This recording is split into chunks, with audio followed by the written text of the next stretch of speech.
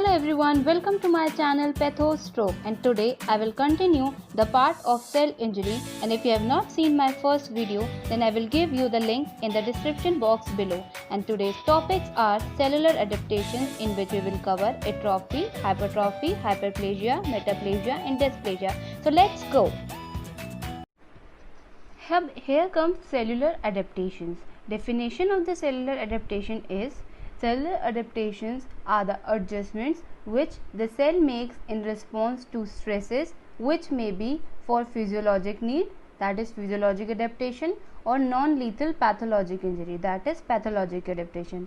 जैसे कि हमने हमारी लास्ट वीडियो में देखा था कि जो सेलुलर एडेप्टेशंस आते हैं वो कब आते हैं, जब सेल इंजरी जो हो वो नॉन लीथल हो. ओके, तब ही हमारे एडेप्टेशंस आते हैं. तो अब एडेप्टेशंस कैसे होते हैं? Adaptations are both physiological and pathological. So when there is decrease और increase in size, then the type of adaptation is atrophy and hypertrophy. When there is increase in number of the cell, then it is hyperplasia.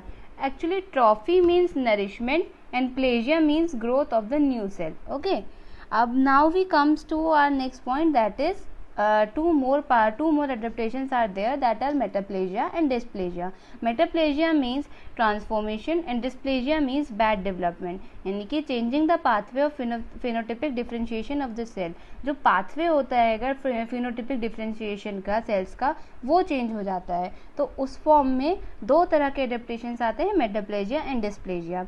अब now next we come that adaptive responses are reversible on withdrawal of stimulus. हमें ये चीज़ पता होनी चाहिए कि adaptations जो होते हैं वो स्टिमुलस के हट जाने पर वो रिवर्सिबल होते हैं, यानी कि जैसे ही आपका जो स्ट्रेस था वो हटा, वैसे ही हमारा जो सेल होता है वो वापस नॉर्मल की तरफ रिस्टोर हो जाता है.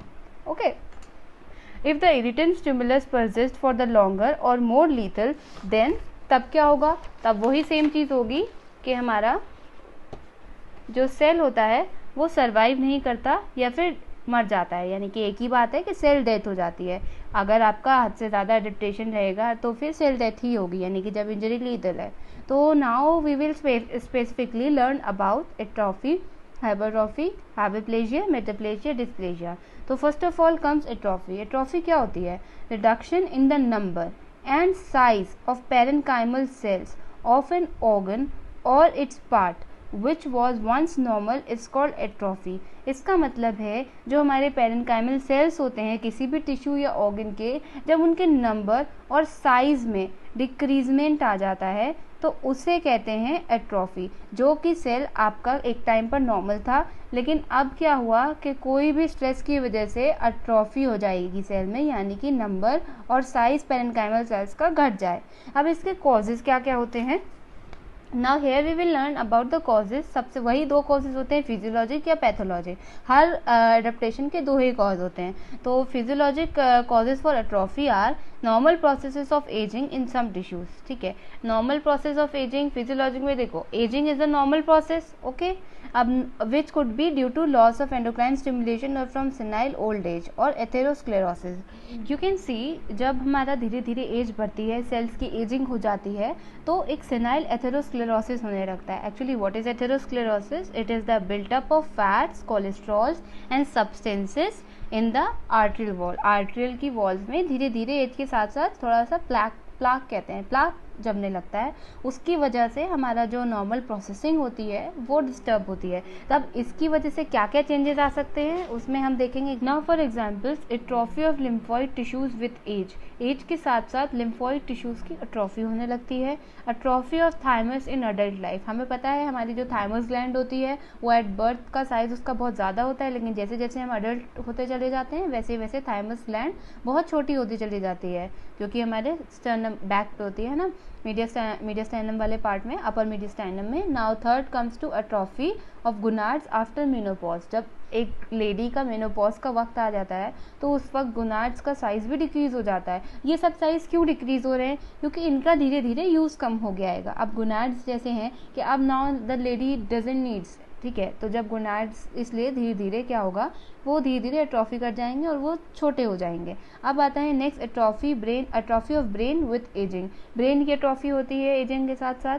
क्यों? ये धीरे धीरे हमारे एज वी नो कि daily after age of 35 years 7000 neurons के आसपास डेली डाई करते हैं। तो जैसे ये डाई करते हैं तो फिर धीरे धीरे हमारा ब्रेन का यूज़ कम हो जाता है, यूज़ कम हो जाएगा। एक्चुअली यूज़ नहीं कम होगा, लाइक यू कैन से कि अब ब्रेन की वर्किंग कम हो जाती है। ब्रेन की जब वर्किंग कम हो जाएगी, ऑब्वियसली चाहे आप खुद से यूज़ कम कर दो या किसी भी रीज़न से उसकी वर्किंग, किसी भी ऑर्गन या टिश्यू की वर्किंग कम हो जाए, तब आपको फिजियोलॉजिकल ट्रॉफी आ सकती है। अब ये भी एजिंग है, like osteoporosis. What is osteoporosis? Osteoporosis is a very common diseases in according to the ages, like the condition in which the bones become weak and brittle। ये भी एक नॉर्मल प्रोसेस है। एज के साथ साथ धीरे धीरे चीज़ घिसने लगती है, आपके जो बोन्स होती हैं वो धीरे धीरे रिड्यूस होने लगती हैं साइज में, तो इसे ओस्टियोपोरोसिस कहेंगे। और ये भी एक एग्जाम्पल होता है अट्रॉफी का, that is physiological trophy.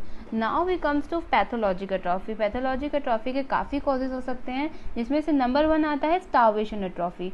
Starvation atrophy का मतलब हुआ कि स्टार्वेशन यानी कि कुछ हमें नहीं खाने को मिला, किसी भी रीजन से हम स्टार्वेशन हो गया, तब फर्स्ट डिप्लीशन होता है किसका? कार्बोहाइड्रेट्स एंड फैट स्टोर्स का। उसके बाद क्या होता है? उसके बाद भी हमारा स्टार्वेशन नहीं रुका, तो उसके बाद हमें प्रोटीन का कैटाबॉलिज्म होता है। जब प्रोटीन का कैटाबॉलिज्म हो जाता है तब ग्रेट वीकनेस यानी कि बहुत ज़्यादा वीकनेस आती है। इमैसिएशन होता है। इमैसिएशन का मतलब होता है स्टेट ऑफ थिन और वीक, और एनीमिया की कंडीशन आती है। अब जो इमैसिएशन और जो एनीमिया होता है, ये together they are known as cachexia. इन दोनों को एक साथ केकैक्सिया कहते हैं। क्यों? क्योंकि cachexia is a condition that is seen in severely ill patients of cancer. Now the second point of pathologic atrophy is ischaemic atrophy. Ischaemic मतलब decrease in the blood supply to any organ और any tissue. जब gradual diminution होता है blood supply का, किस reason से? Suppose atherosclerosis की वजह से ब्लड सप्लाई कम हो रहा है, तो जिस भी ऑर्गन का या जिस भी टिश्यू का ब्लड सप्लाई कम हो रहा है एथेरोस्क्लेरोसिस की वजह से, वो ऑर्गन श्रिंक कर जाएगा और उस ऑर्गन पे इफेक्ट पड़ेगा और उसकी वर्किंग भी कम हो जाएगी। जैसे कि small atrophic kidney and atherosclerosis of renal artery. जब रीनल आर्टरी की एथेरोस्क्लेरोसिस हो जाएगी तो किडनी में एट्रोफी के एडेप्टेशंस आएंगे। नंबर 2 एग्जाम्पल हुआ brain atrophy and cerebral atherosclerosis, यानी कि जब सेरिब्रल आर्टरीज में जब ब्लॉकेज आने लगेगा तो ब्लड सप्लाई कम होने की वजह से ब्रेन में भी एट्रोफी आ जाएगी। नंबर 3 पॉइंट आता है डिसयूज एट्रोफी का। डिसयूज एट्रोफी का मतलब होता है prolong diminished functional activity is associated with disuse atrophy of the organ, यानी कि जब आप किसी ऑर्गन को बहुत समय तक इस्तेमाल करना बंद कर दो तो उसके साथ एट्रोफी आने लगती है उस ऑर्गन की, और उसे डिसयूज एट्रोफी कहते हैं। For example wasting of the muscles of the limb immobilized in a plaster cast. जब आप किसी को फ्रैक्चर हो जाता है तो उसके बाद कई वक्त तक आपकी मसल्स प्लास्टर में रहती हैं, उनका यूज़ होता नहीं है, वो डिसयूज रहती हैं, तो उनमें भी एट्रोफी आ जाती है। Number next comes atrophy of pancreas due to obstruction of pancreatic duct. Pancreatic duct में जब ऑब्स्ट्रक्शन आ जाएगी तो उसमें से जो भी आपका एंजाइम्स और हमारे जो भी इंसुलिन और ये सब निकलने हैं तो ये निकलेंगे नहीं। जब धीरे पैनक्रियास को क्या होगा कि वर्किंग कम हो जाएगी, जब वो जा ही नहीं रहे, पैनक्रियास तक सिग्नल नहीं पहुंच रहे ढंग से, तो फिर धीरे पैनक्रियास की एट्रोफी शो हो जाएगी। Now we comes to neuropathic atrophy. Neuropathic atrophy का मतलब हुआ interruption in the nerve supply leads to wasting of the muscles, यानी कि नर्वस सिस्टम से ही सप्लाई कम हो जाता है जब, तब उसमें न्यूरोपैथिक एट्रोफी आती है। For example in poliomyelitis, motor neurons disorders and nerve sections.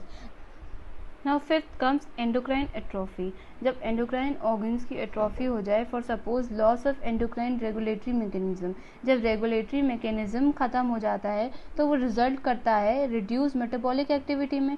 जब एंडोक्राइन रेगुलेटरी मैकेनिज्म खत्म हुआ तो मेटाबॉलिक एक्टिविटीज रिड्यूस हो जाएंगी उस टिश्यू या ऑर्गन की, तो हेंस उस पर एट्रोफी आएगी। यानी कि उन एंडोक्राइन ऑर्गन्स में एट्रोफी जब आती है जब उनका रेगुलेटरी मैकेनिज्म खराब हो जाता है या लॉस हो जाता है, और जिसकी वजह से उनमें जो ऑर्गन्स में जो मेटाबॉलिक एक्टिविटी हो रही होती है वो कम होने लगती है। और जब वो कम हो जाती है तो ऑब्वियसली जब मेटाबॉलिक या एक्टिविटी या कोई वर्क कम हो जाता है तो एट्रोफी शो करते हैं सेल। जैसे कि फॉर एग्जांपल हम देखें हमारा हाइपोथायरॉयडिज्म। हाइपोथायरॉयडिज्म में cause atrophy of skin and its adnexal structures. अब व्हाट इज हाइपोथायरॉयडिज्म? अब हम अपने हाइपोथायरॉयडिज्म का मतलब ये बताएंगे कि a condition in which the thyroid gland doesn't produce enough thyroid hormone. Hypothyroidism में होता है कि जब हमारी थायराइड ग्लैंड ढंग से इनफ थायराइड हार्मोन्स प्रोड्यूस ना कर रही हो, तो इस तरीके से हमारा हाइपोथायरॉयडिज्म हो जाता है। नेक्स्ट आता है हाइपोपिट्यूटरिज्म। हाइपोपिट्यूटरिज्म में lead to atrophy of thyroid adrenal and gonads. क्यों? क्योंकि hypopituitarism is a rare disorder जहाँ पर पिट्यूटरी ग्लैंड फेल कर देती है प्रोड्यूस करना, फेल हो जाती है प्रोड्यूस करने में एक या एक से ज़्यादा हार्मोन्स को। तो उसमें क्या होता है कि हमें सबको पता है कि pituitary is the master gland, जब वो ही खराब हो जाएगी तो बहुत सारे ऑर्गन्स पे इफेक्ट पड़ता है, like thyroid, adrenal and gonads. तो प्रेशर एट्रोफी, किसी प्रेशर की वजह से एट्रोफी आना, जैसे कि prolong pressure from benign tumours और सिस्ट और एन्यूरिज्म में cause compression and atrophy of the tissues. जब आपको कहीं बिनाइन ट्यूमर है किसी को, या सिस्ट हो जाती है, या फिर एन्यूरिज्म यानी कि आर्टरीज में आर्टरीज का फूल जाना है, ठीक है, तो उसकी वजह से आसपास के ऑर्गन्स या टिश्यूज को जो दबाव होगा उससे प्रेशर आएगा और उसकी वजह से उन आर्टरीज या टिश्यू में एट्रोफी हो सकती है। For example erosion of the spine by tumours in the nerve root में जो ट्यूमर्स हो जाते हैं उनसे एरोजन ऑफ द स्पाइन हो जाता है। क्यों? बिकॉज प्रेशर पड़ रहा होता है। अब आता है erosion of the skull by meningioma arising from pia arachnoid. जब मेनिंजियोमा की कंडीशन आती है तो हमारे स्कल का इरोजन आता है। क्यों? क्योंकि पाया एरेक्नोइड की तरफ से हमारा प्रेशर आ रहा होता है। उसके बाद आता है हमारा erosion of the sternum by aneurysm of arch of aorta. Sternum के पास आर्च ऑफ एओर्टा होता है, जैसे जैसे आर्च ऑफ एओर्टा प्रेशर लगाएगा स्टर्नम की तरफ, ओके, वैसे वैसे हमारा स्टर्नम का इरोजन जाएगा। नेक्स्ट कम्स हमारा डेवलपमेंटल डिसऑर्डर्स। डेवलपमेंटल डिसऑर्डर्स का मतलब हो गया क्रिप्टोकिड टेस्टिस। इसमें एग्जाम्पल आएगा हमारा क्रिप्टोकिड टेस्टिस का मतलब होता है कि जब आपके कोई बेबी बॉय बॉर्न हुआ तो उसकी टेस्टिस बैग्स में आ ही नहीं पाती, यानी कि बॉडी के अंदर से बाहर की तरफ आ ही नहीं पाती हैं, वो अंदर ही रह जाती हैं। आपको पता है ओबियसली उनका भी टेस्टिस की एट्रोफी हो जाती है due to incomplete descent of the testis into normal scrotal position causing testicular atrophy. Okay, यानी कि नॉर्मल स्क्रोटल पोजीशन पे आपकी टेस्टिस आ नहीं पाती और उसकी वजह से टेस्टिकुलर एट्रोफी हो जाती है। 8 comes idiopathic atrophy. Example myopathies, जिनका कोई ऑब्वियस कॉज हमें पता नहीं होता है। Now we will understand about the morphologic features of atrophy. Whatever be the cause for atrophy, the pathological changes are similar. जो भी कॉज है एट्रोफी का, इनमें से अभी हमने जितने भी कॉज पढ़े वो एट्रोफी के कोई भी कॉज हो सकता है, लेकिन उनमें जो पैथोलॉजिक चेंजेस आते हैं उस ऑर्गन पे जिस पे एट्रोफी हुई है वो सिमिलर होते हैं। क्या होते हैं? Like organ is small often shrunken, organ छोटा होता है, एट्रोफी का मतलब यही है। Small in size cells but not dead, जो सेल साइज आप देखोगे वो भी स्मॉल हो जाता है लेकिन डेड नहीं होते वो। अब आता है हमारा shrinkage in the cell size due to reduction in cell organelles. Shrinkage हो जाता है सेल के साइज में। क्यों? क्योंकि आपके जो सेल ऑर्गेनेल्स होते हैं वो भी श्रिंक हो जाते हैं। सेल को इफेक्ट पड़ने का मतलब है सेल के पूरे पार्ट्स को इफेक्ट पड़ना, जिससे क्या होता है mitochondria, myofilaments, endoplasmic reticulum etcetera etcetera ये सब छोटे हो जाते हैं। जब ये सब छोटे हो जाएंगे, जब स्पेस कम घेरेंगे तो ऑब्वियसली सेल छोटा हो जाएगा। 4th comes the increase number of atrophic vacuoles containing cell debris, यानी कि ये सारे पार्ट्स छोटे हो गए, माइटोकॉन्ड्रिया, मायोफिलामेंट्स, एंडोप्लाज्मिक रेटिकुलम ये सब छोटा हो गया, तो आपको जैसे कि आप ये देखो ये सारे पार्ट्स आपके छोटे छोटे हो गए, तो इतना सारा स्पेस रह जाता है। तो ये सारा स्पेस कौन घेर लेता है? एट्रोफिक वैक्यूल्स घेर लेते हैं, जो कि कंटेन करते हैं cell debris. Cell debris contain करते हैं, यानी कि सेल का जो वेस्ट मटेरियल होता है वो ये कंटेन करते हैं। क्योंकि अब क्लियर हुआ ये बात कि जब वैक्यूल का साइज बढ़ता चला जाता है तो ये प्रेशर लगाता है, जब ये प्रेशर लगाता है तो ये सारे सेल्स के अंदर के जो ऑर्गेनल्स होते हैं वो छोटे होते चले जाते हैं और सेल वैक्यूल बढ़ता चला जाता है, क्योंकि ऑब्वियसली सेल में दिक्कत आ रही होती है। They may be persist to form residual bodies in the cell cytoplasm. ये आगे भी रह सकते हैं, आगे जाके ये परसिस्ट रह सकते हैं रेसिडुअल बॉडीज की फॉर्म में। Example lipofuscin pigment granules. Lipofuscin pigment granules हमें दिखाई पड़ते हैं कहाँ पर? In intestinal Leydig cells in testicular atrophy. जब टेस्टिकुलर एट्रोफी होती है तो इंटेस्टाइनल लेडिक सेल्स में लिपोफ्यूजन पिगमेंट ग्रैन्यूल्स दिखाई पड़ते हैं, जो कि रेसिडुअल बॉडीज होते हैं। Now comes the thicken basement membrane and hyalinisation. तो इन सबसे क्या होता है, टेस्टिकुलर एट्रोफी में बेसमेंट मेम्ब्रेन थिक हो जाती है और हाइलाइजेशन कॉज होता है, जिसकी वजह से हमें लिपोफ्यूजन पिगमेंट ग्रैन्यूल्स देखने को मिलते हैं in the form of residual bodies. Now comes the molecular pathogenesis of atrophy. Atrophy from any of the above cause leads to, क्या होता है एट्रोफी से, imbalance in cellular protein pathway. Cellular protein pathway में imbalance आ जाता है, दो तरीके से आता है, कैसे, reduced in the cellular synthesis और दूसरा increase in the cellular degradation, यानी कि जो सेलुलर सिंथेसिस होती है, फॉर्मेशन होता है वो कम हो जाता है और डिग्रेडेशन जो होता है वो सेल का वो बढ़ जाता है। अब ये रिडक्शन किस वजह से आता है, जो सेल की सिंथेसिस में रिडक्शन आता है वो इस वजह से आता है due to decrease deficient supply of nourishments to the cell, यानी कि सेल को प्रॉपर नरिशमेंट नहीं मिल रहे होते, डेफिशिएंट सप्लाई हो रही होती है, जिसकी वजह से सेलुलर सिंथेसिस में रिडक्शन आता है।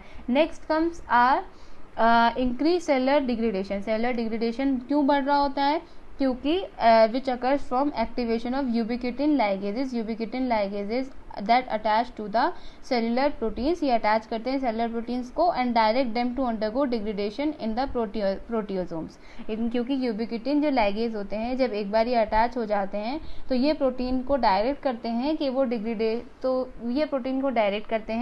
वो डिग्रेडेशन करें प्रोटियोसोम्स में। इस रीज़न से जो हमारा सेलुलर डिग्रेडेशन होता है वो इंक्रीज हो जाता है। Now we will understand hypertrophy. Hypertrophy means there is an increase in the size of parenchymal cells resulting in enlargement of the affected organ or tissue. जैसे कि हमने लास्ट एट्रोफी में देखा कि जो पेरेन्काइमल सेल्स थे उनका साइज और नंबर दोनों ही बढ़ रहा था, लेकिन हाइपरट्रॉफी में सिर्फ और सिर्फ साइज बढ़ता है सेल्स का, जिससे कि सेल का इनलार्जमेंट हो जाता है या फिर जो भी अफेक्टेड ऑर्गन या टिश्यू होता है उसका इनलार्जमेंट हो जाता है। मेनली सारे ही टाइप के मसल्स को हाइपरट्रॉफी अफेक्ट करता है, और जो टाइप के सेल्स होते हैं, जो डिवाइडिंग सेल्स होते हैं, उनमें से यूट्राइन स्मूथ मसल्स जो होती हैं उनको इफेक्ट करता है। इसमें क्या देखते हैं हम कि जो यूट्राइन स्मूथ मसल्स होती हैं उनमें हाइपरट्रॉफी और हाइपरप्लेजिया दोनों ही होते हैं। हाइपरट्रॉफी यानी कि इनलार्जमेंट भी होता है यूट्राइन स्मूथ मसल्स का, और हाइपरप्लेजिया भी होता है यानी कि increase in the number of cells भी होता है at the time of pregnancy. अब जो नॉन डिवाइडिंग सेल्स होते हैं उनमें से एग्जाम्पल कार्डियक मसल्स होते हैं, दे शोज ओनली हाइपरट्रॉफी, यानी कि जो डिवाइडिंग सेल्स होते हैं वो हाइपरट्रॉफी और हाइपरप्लेजिया दोनों शो कर सकते हैं, लेकिन जो नॉन डिवाइडिंग सेल्स होते हैं फॉर एग्जाम्पल कार्डियक मसल्स वो सिर्फ और सिर्फ हाइपरट्रॉफी शो करती हैं। क्यों? बिकॉज वी नो कि उनमें जो कार्डियक मसल्स में और न्यू सेल जनरेट नहीं होते हैं, वो हमेशा हमेशा सेम सेल्स रहते हैं। Okay, now comes the cause. What is the cause of hypertrophy? Cause it is caused by increased functional demand or by hormonal stimulation in either case of pathological and physiological case. हमने देखा था कि adaptation किस वजह से आते हैं, altered functional demand या तो डिक्रीज हो जाए या इंक्रीज हो जाए। जब फंक्शनल डिमांड डिक्रीज हो गई तो क्या हुआ था, एट्रोफी हुई थी। अब जब इंक्रीज हो रहा है तो क्या होगा, फंक्शनल डिमांड में जब इंक्रीज आएगा तब क्या होगा, हाइपरट्रॉफी होगी। Now we will understand the physiologic hypertrophy. For example, enlarged size of uterus in pregnancy, जो कि अभी हमने ऊपर भी देखा। ये किस वजह से होता है, due to estrogen stimulation. Estrogen का स्टिमुलेशन जब बढ़ जाता है तब हमारा यूट्रस के साइज में इंक्रीजमेंट आता है in the time of pregnancy. अब यहाँ पर हाइपरट्रॉफी और हाइपरप्लेजिया की कंडीशंस दोनों दिखाई पड़ती हैं, क्योंकि हाइपरट्रॉफी इंक्रीज इन साइज भी होता है और इंक्रीज इन नंबर भी होता है, that is hyperplasia. Next comes the pathologic hypertrophy. Pathologic hypertrophy कैसे होती है? For example hypertrophy of cardiac muscles. Cardiac muscles की हाइपरट्रॉफी किस वजह से हो जाती है? May occur from chronic haemodynamic overload.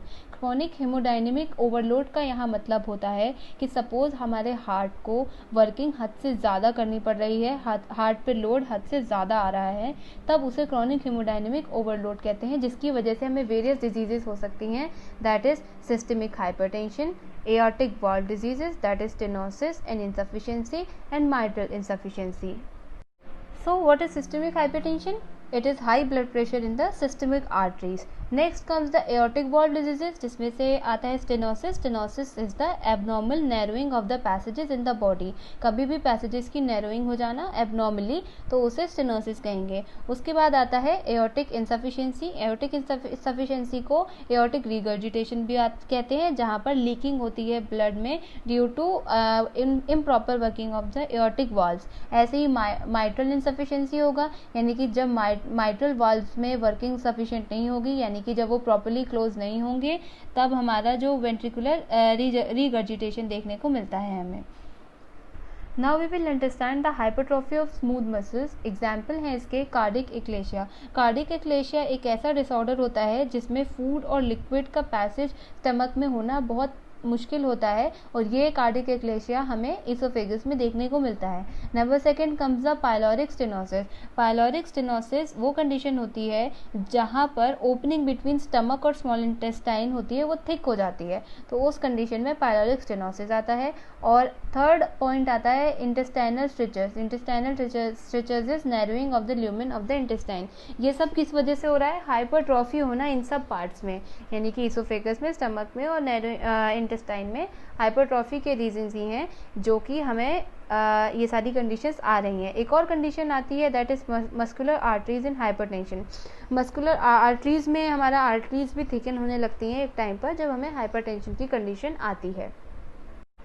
Third comes hypertrophy of skeletal muscles. कहाँ पर? फॉर एग्जाम्पल हाइपरट्रोफाइड मसल्स आपको एथलीट्स में दिखती हैं और मैनुअल लोअर्स में आपको दिखाई पड़ती हैं.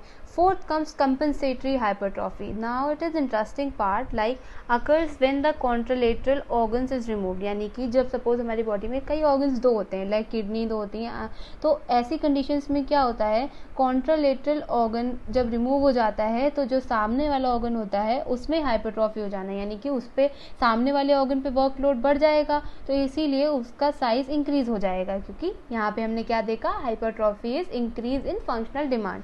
For example is nephrectomy, one side that is on the one side of the young patient, जहाँ पर हमारी एक साइड पे से किडनी हटा दी जाती है तो दूसरी साइड की किडनी के नेफ्रॉन्स पर ज़्यादा इफेक्ट आता है. This is compensatory hypertrophy plus hyperplasia. यहाँ पर भी मिक्स एग्जाम्पल है हाइपरट्रॉफी और हाइपरप्लेजिया का, दैट इज जब न्यूफ्रॉन्स ऑफ द अदर किडनी पे ज़्यादा इफेक्ट आता है. नेक्स्ट कम्स द हमारा adrenal hypertrophy. Adrenal hypertrophy is followed by removal of other adrenal gland. जब दूसरी एड्रेनल ग्लैंड निकाल दी जाएगी तो जो एड्रेनल ग्लैंड बचेगी उसको ही सारा वर्क करना पड़ेगा. जब उसको सारा वर्क करना पड़ेगा तो उसकी फंक्शनल डिमांड बढ़ गई, यानी कि इंक्रीज हो गया उसका फंक्शन, तो इस वजह से उस एड्रेनल ग्लैंड में इंक्रीजमेंट हो जाएगा उसके साइज में. Now we will understand the molecular pathogenesis. Molecular pathogenesis सबसे पहले हम ये देखेंगे हाइपरट्रॉफी का रिजल्ट किस वजह से होता है. हाइपरट्रॉफी इस वजह से होती है, there is increase synthesis of cellular proteins. जब सेलुलर प्रोटीन्स की सिंथेसिस बढ़ जाती है तब हाइपरट्रॉफी होगी. क्यों? क्योंकि सेल का फंक्शनल डिमांड बढ़ गया. जैसे कि हम एक एग्जाम्पल लें कार्डिक हाइपरट्रॉफी का. जब कार्डिक हाइपरट्रॉफी होती है तो there is increase workload in myocardial cells. जब वर्कलोड बढ़ जाता है मायोकार्डियल सेल्स पे तो प्रोडक्शन बढ़ जाता है ग्रोथ फैक्टर्स का at the cell membrane. Growth factors का प्रोडक्शन क्यों बढ़ रहा है? जिससे कि जब वर्कलोड जो है वो कम हो पाए, ताकि जब सेल्स इंक्रीज हो जाएंगे, बड़े हो जाएंगे, उनमें ज़्यादा फंक्शनल डिमांड को अप्लाई करने की कैपेसिटी होगी. तो इसी वजह से जब वर्कलोड बढ़ जाता है सेल्स पे तो उनमें ग्रोथ फैक्टर्स भी बढ़ जाते हैं. कहाँ पर? At cell membrane. For example TGF beta, fibroblast growth factors, insulin like growth factors, ये सब इंक्रीज हो जाते हैं. अब ये सब इंक्रीज होते हैं तो क्या करते हैं, एक्टिवेट कर देते हैं signal transduction pathway. Signal transduction pathway क्या होता है? दिस इज द प्रोसेस जहाँ पर केमिकल और फिजिकल सिग्नल्स को ट्रांसमिट किया जाता है सेल में as a molecular series. Okay, ये सब हमारी चीज़ें हम पहले भी देख चुके हैं, काफ़ी 12th वगैरह में भी ट्रांसडक्शन पाथवेज देखे हैं हमने. अब जब हमारा सिग्नल ट्रांसडक्शन पाथवे एक्टिवेट हो गया तो वो क्या एक्टिवेट करता है? इंटर ट्रांसक्रिप्शन फैक्टर्स एक्टिवेट करता है, like GATA4, NF80 and MEF2. ये सारे फैक्टर्स क्या करते हैं? एट लास्ट जाके हमारी जो कार्डिक हाइपरट्रॉफी होती है उसे रिजल्ट करते हैं. Now we will understand the morphological features of hypertrophy. Grossly हमें क्या क्या देखने को मिलता है, that is enlarge organ and heavy organ. Obviously जैसे हमने एट्रॉफी में देखा था कि स्मॉल ऑर्गन, वैसे ही यहाँ पे हम इनलार्ज और हेवी ऑर्गन देखते हैं. फॉर एग्जाम्पल जब हाइपरट्रोफाइड हार्ट हो जाता है तो पेशेंट जिसमें सिस्टमिक हाइपरटेंशन होगी तो उसका हार्ट का वेट होता है 700 to 800 ग्राम, जबकि नॉर्मल वेट जो होता है वो होता है 350 ग्राम्स. जो माइक्रोस्कोपिकली हमें क्या दिखाई पड़ता है मॉर्फोलॉजिकल फीचर्स में, वो होता है enlargement of muscle fibres as well as nuclei. यानी कि जब हम माइक्रोस्कोपिक लेवल पे देखते हैं तो हमें दिखाई पड़ता है कि जो मसल के फाइबर्स हैं उनमें वो इंक्रीज हो गए हैं, साथ ही साथ हर सेल की न्यूक्लियाई का साइज भी बढ़ चुका है. अब अल्ट्रा स्ट्रक्चरल लेवल पे हम क्या देखते हैं कि there is increase protein synthesis, जैसे कि डिक्रीज प्रोटीन सिंथेसिस, जैसे कि डिक्रीज हुई थी प्रोटीन सिंथेसिस कहाँ पर, एट्रॉफी में, वैसे ही उसका अपोजिट होगा हाइपरट्रॉफी में, that is increase protein synthesis. Myofilaments का नंबर बढ़ जाएगा, नंबर ऑफ ऑर्गेनेल्स बढ़ जाएंगे like mitochondria, endoplasmic reticulum and myofibrils. क्यों बढ़ जाएंगे, क्योंकि हाइपरट्रॉफी में सेल की फंक्शनल डिमांड बढ़ रही है. इस सब कंडीशंस को ध्यान रखेंगे तो मॉर्फोलॉजिकल फीचर्स हमारे लिए याद रखना कोई मुश्किल बात नहीं होगी. Till now we saw how there are changes in atrophy and hypertrophy. Now we will consider our next topic, hyperplasia. Hyperplasia का थोड़ा सा हिंट तो हमें मिल गया था हमारे बैक हाइपरट्रॉफी में, लेकिन हाइपरट्रॉफी को हम यहाँ कम्प्लीटली अच्छे से देखेंगे. That is increase in the number of parenchymal cells. यानी कि हाइपरट्रॉफी में पेरेन्काइमल सेल्स का नंबर बढ़ता चला जाता है, साइज नहीं बढ़ता. हाइपरट्रॉफी में सिर्फ और सिर्फ सेल का साइज बढ़ता है, और जो हमारी हाइपरप्लेजिया होता है उसमें सेल्स का नंबर बढ़ता है, उनमें साइज वो ही रहता है. अब ये रिजल्ट किससे वजह से क्या होता है, इसका भी रिजल्ट यही आएगा, इनलार्जमेंट ऑफ द टिश्यू और ऑर्गन. ठीक है, जब इसे कंप्लीट आप देखोगे तो टिश्यू और ऑर्गन का इनलार्जमेंट होने लगेगा. अब इसका कॉज ये होता है, it occurs due to increase recruitment of the cells from G0 resting phase of cell cycle under mitosis. यानी कि जब हमारे जो सेल्स होते हैं उनका इंक्रीजमेंट हो जाता है, यानी कि टिश्यू में उनका आना बढ़ जाता है. कहाँ से, G0 रेस्टिंग फेज से उनका टिश्यूज का, उनके सेल्स का आना बढ़ जाता है under the process of mitosis. अब कौन से सेल्स होते हैं जो कि हाइपरप्लेजिया करते हैं और हाइपरप्लेजिया नहीं करते. बॉडी सेल्स जिनमें हाइपरप्लेजिया होता है वो दो टाइप के सेल्स होते हैं, that is labile cell and stable cell. Labile cells के एग्जाम्पल्स में आते हैं epithelial cells of the skin, mucous membrane, bone marrow etcetera. ये सारे लेबाइल सेल्स होते हैं जो हाइपरप्लेजिया जिनमें होता है. और जो स्टेबल सेल्स होते हैं like parenchymal cells of liver, pancreas, kidney etcetera, इनमें भी हाइपरप्लेजिया होता है, लेकिन ये स्टेबल सेल्स के फॉर्म होते हैं. और जिनमें हाइपरप्लेजिया नहीं होता वो होते हैं neurons, cardiac and skeletal muscles. क्यों नहीं होता, सबसे बेस्ट एग्जांपल कार्डियक का मैंने लास्ट हाइपरट्रॉफी में भी समझाया था कि कार्डियक मसल्स में नंबर नहीं बढ़ सकता, कार्डियक्स के सेल्स का नंबर नहीं बढ़ सकता, क्योंकि वहाँ पर ये प्रोसेस है ही नहीं. हमें पता है कि हार्ट की मसल्स कभी बढ़ती करती नहीं है, वो जैसी हैं वैसी रहती हैं, न्यूरॉन्स ऐसे ही रहते हैं कि उन्हें कभी बढ़ाया नहीं जा सकता, वो कभी भी वो रिपेयर नहीं हो सकते, इसीलिए हाइपरप्लेजिया वहाँ नहीं हो सकता. अब what are the causes of hyperplasia, तो वही सेम फिजियोलॉजिक और पैथोलॉजिक कॉजेज ही देखेंगे. तो फिजियोलॉजिक कॉजेज में क्या होता है, दो टाइप के मोस्ट कॉमन कॉजेज होते हैं, हार्मोनल एंड कंपनसेटरी. हार्मोनल में के एग्जाम्पल्स लें like hyperplasia of female breast during pregnancy and lactation. ये हार्मोनल रीजन की वजह से हुआ, जैसे कि हाइपरप्लेजिया यूट्रस में भी आ रहा था, यूट्राइन मसल्स में भी आ रहा था, तो वो भी एस्ट्रोजेनिक स्टिमुलेशन की वजह से था. Next are comes example of hormonal hyperplasia पर हाइपरट्रॉफी, वही वाला फीमेल का यूट्रस ड्यूरिंग द प्रेगनेंसी जो वो बढ़ जाता है. अब नेक्स्ट कम्स हमारा कंपनसेटरी मैकेनिज्म में क्या होता है, restoration to normal size of donor liver. जब लिवर ट्रांसप्लांटेशन होता है तो जो लिवर डोनेट कर रहा होता है उस वाले बंदे का लिवर दोबारा रिजनरेट कर जाए, ये होता है कंपनसेटरी हाइपरप्लेजिया. यहाँ पे नंबर्स बढ़ेंगे सेल्स के, जब भी तो वो पूरा लिवर कंप्लीट अपने लिवर फॉर्म में आएगा. नेक्स्ट मैरो हाइपरप्लेजिया, ये कब होता है, जब रैपिड लॉस ऑफ ब्लड हो जाए in haemolysis and blood donation. Haemolysis यानी कि the process of break down of haemoglobin, उस प्रोसेस में जब ज़्यादा हो जाए, जब ये चीज़ ज़्यादा हो जाएगी, जब ब्लड लॉस एकदम से हो जाए, ट्रॉमा हो जाए, कोई इंजरी हो जाए, कोई ब्लड लॉस हो जाए, तो क्या होगा कि मैरो हाइपरप्लेजिया हो जाएगा. क्यों, क्योंकि मैरो का वर्क बढ़ गया, मैरो पे फंक्शनल डिमांड बढ़ गई, तो मैरो के सेल्स जल्दी बढ़ते जाएंगे ताकि वो जो ब्लड लॉस हुआ है उसको कंपनसेट कर सकें. Next comes are pathologic hyperplasia, अब इसके क्या कॉजेज होते हैं? ड्यू टू एक्सेस सिक्रीशन और स्टिमुलेशन ऑफ हार्मोन, इसमें भी हार्मोन का एक कॉज आता है। एंड दूसरा excess stimulation on the target cells by growth factors, पहला आता है हार्मोन सिक्रीशन की वजह से, दूसरा आता है टारगेट सेल पे हद से ज़्यादा स्टिमुलेशन होना ग्रोथ फैक्टर्स की वजह से। फॉर एग्जाम्पल एंड्रोमेट्रियल हाइपरप्लेजिया होना, दूसरा आता है hyperplasia of skin in non healing ulcers and viral wards, ये एग्जाम्पल होते हैं पैथोलॉजिक हाइपरप्लेजिया के।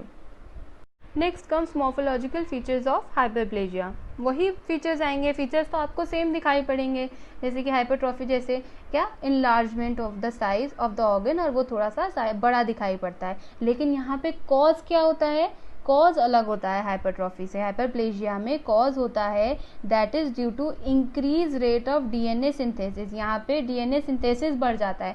जब डीएनए सिंथेसिस बढ़ेगा जब ही तो सेल्स का नंबर बढ़ पाएगा। अब हाइपरट्रॉफी में क्या है, सिर्फ एक सेल का साइज बड़ा होना है, तो यहाँ पे डीएनए की तो जरूरत नहीं है ना बढ़ने की। डीएनए की जरूरत कहाँ पर है? जहाँ पर सेल्स का नंबर बढ़ रहा हो, और सेल्स का नंबर कहाँ बढ़ता है? हाइपरप्लेजिया में बढ़ता है। इसीलिए increase mitosis of the cells होने लगता है, जो हमारे माइटोसिस का प्रोसेस हो जाता है वो बढ़ जाता है, जिससे कि सेल्स ज़्यादा से ज़्यादा ग्रो कर सकें। अब हम नेक्स्ट क्या देखते हैं? मॉलिक्यूलर मैकेनिज्म हाइपरप्लेजिया में। अब इसमें क्या होता है? हाइपरप्लेजिया अकर किस वजह से करता है? Proliferation of the sales under influence of growth factors, growth factors के इन्फ्लुएंस में सेल का इंक्रीज होना, प्रोलिफरेशन डिफ्रेंशिएशन होना। तो ये अब क्या होता है? ये ग्रोथ फैक्टर्स क्या एक्ट करते हैं, किस पे एक्ट करते हैं? एक्ट करते हैं receptors on the neighbouring cells, आसपास के नेबरिंग सेल्स के रिसेप्टर्स पे। हमारे सेल्स हैं, सपोज हमारे ये वाले सेल में ग्रोथ फैक्टर बढ़ गया, तो यहाँ वो आसपास के नेबरिंग सेल्स में के रिसेप्टर्स पे एक्ट करेगा और एक्टिवेट करेगा सिग्नलिंग पाथवे। जब सिग्नलिंग पाथवे एक्टिवेट हो जाएगा तो एट लास्ट वो नेक्स्ट सेल में भी सिग्नलिंग पाथवे एक्टिवेट हो गया, तो वहाँ पे भी सेल का प्रोलिफरेशन शुरू हो जाता है under the influence of growth factor. इसी तरह इसके नेक्स्ट जो नेबरिंग सेल होगा उसको भी ये सेल के ग्रोथ फैक्टर्स रिसेप्टर्स जाएंगे नेक्स्ट सेल के, और यहाँ पे भी फिर क्या होगा? सिग्नलिंग पाथवे स्टार्ट हो जाएगा और प्रोलिफरेशन स्टार्ट हो जाएगा। सिमिलरली ऐसे नेक्स्ट सेल में हो जाएगा, तो ऐसे करते करते सेल बहुत सारे इंक्रीज होते चले जाते हैं। Okay, I hope so you understand hyperplasia. और next topic comes metaplasia. Metaplasia दो टाइप में होता है, number 1 epithelial metaplasia, number 2 mesenchymal metaplasia. अब एपिथेलियल मेटाप्लेजिया में भी दो टाइप होते हैं, स्क्वामस सेल मेटाप्लेजिया जो कि बहुत कॉमन होता है, number 2 is columnar metaplasia.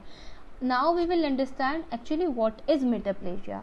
That is, according to definition, change of an adult type of epithelium or mesenchymal cell to another type of epithelium or mesenchymal cell in response to inciting stimulus, यानी कि जो भी stimulus आया उसके response में जो adult type of epithelium या mesenchymal cell होता है वो अपनी एक फॉर्म को छोड़ के दूसरे फॉर्म के एपिथेलियल या मेसेनकाइमल सेल में बदल जाता है। ठीक है, और इसके आगे ये होता है कि and the transform cells are able to withstand the adverse effect of irritant better. अब ये मेटाप्लेजिया होता क्यों है? ताकि जो ट्रांसफॉर्म सेल हुए, यानी कि एक form of mesenchymal cell to other form of mesenchymal cell में बदल गए, तो उससे जो ट्रांसफॉर्म सेल होता है उसमें कैपेसिटी ज़्यादा होती है ताकि जो एडवर्स इफेक्ट आ रहा है स्ट्रेस का या इरिटेंट का वो उसे ज़्यादा बेहतर झेल सके। अब now comes are number 1 that is epithelial metaplasia. Epithelial metaplasia हमने देखा इट इज मोर कॉमन, और ये दो टाइप्स का होता है। हमने ऊपर देखा स्क्वामस मेटाप्लेजिया एंड कोलुमिनार मेटाप्लेजिया। अब एपिथेलियल मेटाप्लेजिया में हम सबसे पहले देखेंगे कि क्या चेंजेस आते हैं। पैथी एंड डिफ्यूज, सबसे पहले क्या आता है? पैथी एंड डिफ्यूज, जो रिजल्ट करता है स्ट्रॉन्गर रिप्लेसमेंट में। स्ट्रॉन्गर रिप्लेसमेंट किसका? सेल का स्ट्रॉन्गर रिप्लेसमेंट होता है। रिप्लेसमेंट तो स्ट्रॉन्गर होता है, वो सेल ट्रांसफॉर्म तो अच्छे से कर जाता है ताकि वो एडवर्स इफेक्ट्स को झेल सके, लेकिन उसमें जो सेल्स होते हैं वो लेस स्पेशलाइज्ड एपिथेलियम होती है। उसकी जो एपिथेलियम होती है वो पहले वाले जैसी अच्छी नहीं रहती। उसकी वजह से क्या होता है? There is deprivation of protective mucous secretion. अब हमारा जो नया ट्रांसफॉर्म सेल बना, मेसेनकाइमल सेल का जो नया मेसेनकाइमल टाइप में बना, तो उसमें डिप्राइवेशन हो जाता है प्रोटेक्टिव म्यूकस सिक्रीशन का, जिससे कि सेल जो हमारी होती है that becomes more prone to infection. अच्छा इफेक्ट तो आया, लेकिन जो पहले जो बात थी सेल में वो बात नहीं रह जाती, यानी कि प्रोटेक्टिव म्यूकस सिक्रीशन खत्म हो जाता है और उल्टा सेल और ज़्यादा प्रोन हो जाता है इन्फेक्शन के। तो ये सारे चेंजेस हमें एपिथेलियल मेटाप्लेजिया में देखने को मिलते हैं। Now we will see the types of epithelial metaplasia, जिसमें से सबसे कॉमन होता है स्क्वामस मेटाप्लेजिया। ये किस वजह से आता है? That comes because of chronic irritants. Chronic irritants किसी भी फॉर्म में हो सकते हैं, like mechanical, chemical, infective, any form. अब now we will see some examples of squamous cell metaplasia that is in bronchus. Bronchus में ये कहाँ देखने को मिलता है, किस कंडीशन में? हैवी स्मोकर्स की कंडीशन में हमें देखने को मिलता है। जो हमारी ब्रोंकस की एपिथेलियम होती है वो लाइंड होती है by pseudostratified columnar ciliated epithelium, यानी कि यहाँ पर स्क्वामस मेटाप्लेजिया हमें दिखाई पड़ता है जो लोग हेवी स्मोकर्स होते हैं उनके ब्रोंकस में। नंबर नेक्स्ट कम्स इन यूट्राइन एंडोसर्विक्स। ये कब होता है? ये in the prolapse of uterus in old as की कंडीशन में हमें दिखाई पड़ता है, जहाँ पर जो हमारा यूट्रस एंडोसर्विक्स होता है वो लाइंड होता है बाय सिंपल कॉलुमिनर एपिथेलियम। यानी कि स्क्वामस सेल्स में से कन्वर्जन कौन से टाइप के मेसेनकाइमल सेल्स में हो रहा है? स्क्वामस टू कॉलुमिनर टाइप में हो रहा है। ओके, स्क्वामस सेल्स किस में बदल रहे हैं? कॉलुमिनर टाइप में बदल रहे हैं। Now third comes in vitamin A deficiency. Vitamin A deficiency में स्क्वामस सेल मेटाप्लेजिया देखने को मिलता है, that is in xerophthalmia and respiratory tracts. अब व्हाट इज ज़ीरोफ्थैल्मिया? ज़ीरोफ्थैल्मिया में हम देखेंगे जो ज़ीरोफ होता है that means dry and thalmia, ophthalmia means eye. Okay, यानी कि ड्राई आई, यानी कि हमारी आईज में, ड्राई आई में मतलब हो गया कि हमारी आईज में कैपेसिटी ख़त्म हो जाती है टीयर्स को फॉर्म करने की। इस कंडीशन को कहते हैं ज़ीरोफ्थैल्मिया। और या फिर रेस्पिरेटरी ट्रैक्ट्स में हमें स्क्वामस मेटाप्लेजिया देखने को मिलता है। Type of epithelium metaplasia is columnar metaplasia, यानी कि कॉलुमिनर सेल्स में भी मेटाप्लेजिया की कंडीशंस देखने को मिलती है। For example in Barrett's oesophagus. Barrett oesophagus का मतलब होता है change in the lower oesophagus. Lower oesophagus में स्क्वामस एपिथेलियम किसमें बदल जाता है? To columnar epithelium. और ये जो कंडीशन होती है बैरेट ईसोफेगस की, it is a precancerous condition also. Number B is intestinal metaplasia. Intestinal metaplasia कहाँ देखने को मिलता है हमें? In healed chronic gastric ulcers में, यानी कि जब जो गैस्ट्रिक अल्सर्स होते हैं जब वो हील्ड हो जाते हैं तो उनके जो सेल्स होते हैं वो एक फॉर्म के मेसेनकाइमल सेल्स से कॉलुमिनर टाइप में चेंज हो जाते हैं। Now we comes to change of pseudostratified ciliated columnar epithelium into columnar type.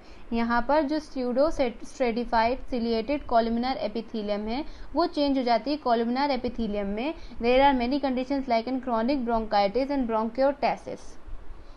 The meaning of bronchiectasis is a condition in which lungs or airways become damaged and making it hard to clear mucus. Now we will see the second form of metaplasia. पहले भी हमने epithelial metaplasia पूरा देखा. Now we will see the mesenchymal metaplasia.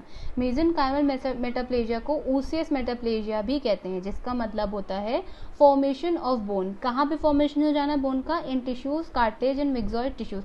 Actually इन सब tissues में normally in सब parts में आपको बोन्स नहीं दिखाई पड़ती, लेकिन इन सब टिश्यूज, कार्टिलेज और मिक्सॉइड टिश्यूज का चेंज हो जाना बोनी स्ट्रक्चर में, तो उसे मेसेनकाइमल मेटाप्लेजिया की कंडीशन कहते हैं। For example in arterial wall in old age, for example Monckeberg medial calcific sclerosis. इसमें आर्टरियल वॉल्स में कैल्सिफिकेशन की कंडीशन देखने को मिलती है ओल्ड एज में। Now next comes in cartilage of larynx and bronchi in elderly people. इसमें भी मेसेनकाइमल मेटाप्लेजिया यानी कि ओसियस मेटाप्लेजिया देखने को मिलता है हमें। Number third comes in the fibrous stroma of the tumour. जो फिब्रिस स्ट्रोमा पार्ट होता है ट्यूमर का, उसमें भी हमें मेसेनकाइमल मेटाप्लेजिया की कंडीशन देखने को मिलती है। For example is leiomyoma. Now what is leiomyoma? Leiomyoma is the non cancerous growth in the uterus that can develop during a woman's childbearing years. Leiomyoma actually non-cancerous growth होती है uterus की। Now comes the molecular pathogenesis of metaplasia. Actually जो precursor stem cells होते हैं जो कि trigger होते हैं एक्सोजेनस स्टिमुलाई की वजह से, उनसे क्या होता है? There is reprogramming of the stem cells. Stem cells की रीप्रोग्रामिंग हो जाती है, जिसमें से एक type of differentiated lineage of the cells बदल जाते हैं दूसरे टाइप के सेल्स में। यही बात हमने बताई, जब रीप्रोग्रामिंग हो जाती है स्टेम सेल्स की, किस वजह से? एक्सोजेनस स्टिमुलाई की वजह से, जिसमें क्या होता है एक टाइप की डिफरेंशिएटेड सेल दूसरे टाइप में बदल जाता है। अब यहाँ पर हम एक चीज़ और देखेंगे कि अगर ये कंडीशन मेटाप्लेजिया की परसिस्ट करती है और स्टिमुलाई परसिस्ट करती है तो ये आगे प्रोग्रेस होके डिस्प्लेजिया में चेंज हो जाता है, जो कि हमारा नेक्स्ट टॉपिक है टू कवर। और ये डिस्प्लेजिया भी अगर आगे जाके ठीक नहीं होता और अगर ड्यूरेशन बढ़ जाती है तो further dysplasia causes cancer. Dysplasia की कंडीशन किस में बदल जाती है? कैंसर में। मेटाप्लेजिया चेंज हो जाता है डिस्प्लेजिया में, डिस्प्लेजिया इनटू कैंसर अगर जो स्ट्रेस है वो परसिस्टेंस है। Now next topic comes dysplasia. What is dysplasia? Means disordered cellular development may be accompanied with hyperplasia or metaplasia, often in response to inciting stimulus. जब कोई stimulus आता है उसकी वजह से जब डिसऑर्डर्ड सेलुलर डेवलपमेंट होने लगे, यानी कि सेल की डेवलपमेंट हो लेकिन एक ऑर्डर में ना रह के हो, तब उसे डिस्प्लेजिया कहेंगे। और डिस्प्लेजिया हाइपरप्लेजिया और मेटाप्लेजिया दोनों के ही साथ आ सकता है। इसका टाइप होता है एपिथेलियल डिस्प्लेजिया। इसके एग्जांपल्स में हम देखते हैं यूट्राइन सर्विक्स में cervical intraepithelial neoplasia, it is an example of dysplasia. Bronchus में देखेंगे तो स्क्वामस सेल डिस्प्लेजिया या फिर कार्सिनोमा। ईसोफेगस में देखेंगे हम स्क्वामस सेल डिस्प्लेजिया या फिर बैरेट कॉलुमिनार सेल डिस्प्लेजिया। ये सारे एग्जांपल्स आते हैं डिस्प्लेजिया के। Now we will see the morphology of dysplasia, यानी कि जो हम ऊपर बात कर रहे थे डिसऑर्डर्ड सेलुलर डेवलपमेंट में, उसमें क्या होता है? Increase number of layers of epithelial cell हो जाना या फिर डिसऑर्डर्ड अरेंज सेल्स हो जाना, यानी कि सेल्स की लेयर इंक्रीज हो जाना। ओब्वियसली डिसऑर्डर्ड सेलुलर डेवलपमेंट है, अगर सपोज किसी सेल की 2 लेयर है तो पता चला 4 बन रही हैं, 6 बन रही हैं, तो ये डिसऑर्डर हो गया। वैसे ही disorderly arrangement of the cells का अरेंजमेंट सही नहीं रहता। Loss of basal polarity, basal polarity का मतलब होता है nuclei lying away from the basement membrane, ये हो जाता है loss of basal polarity. Next come increase in NC ratio, that is nucleocytoplasmic ratio में इंक्रीजमेंट आ जाना। ये सारे मॉर्फोलॉजिकल चेंजेस आते हैं in the dysplasia. Now comes the molecular pathogenesis. Actually, the abnormal cell growth by mutation in the genes as in neoplasia. यानी कि इसका मतलब ये है कि जो सेल ग्रोथ होती है आपकी डिस्प्लेजिया में वो म्यूटेशंस की वजह से होती है जीन में, एज जैसे कि हम न्यूप्लेजिया में देखते हैं। सॉरी थोड़ा सा ऊपर से आवाज़ आ रहा है, उसके लिए I am really sorry for you.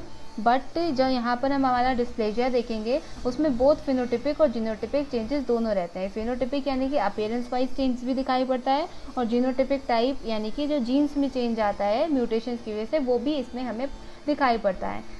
I hope so you have understand all the parts of adaptations. Now you will be having no problem in understanding adaptations. Now thank you so much for giving me your time. If you really like my video, please like, comment and subscribe to my channel Pathostroke.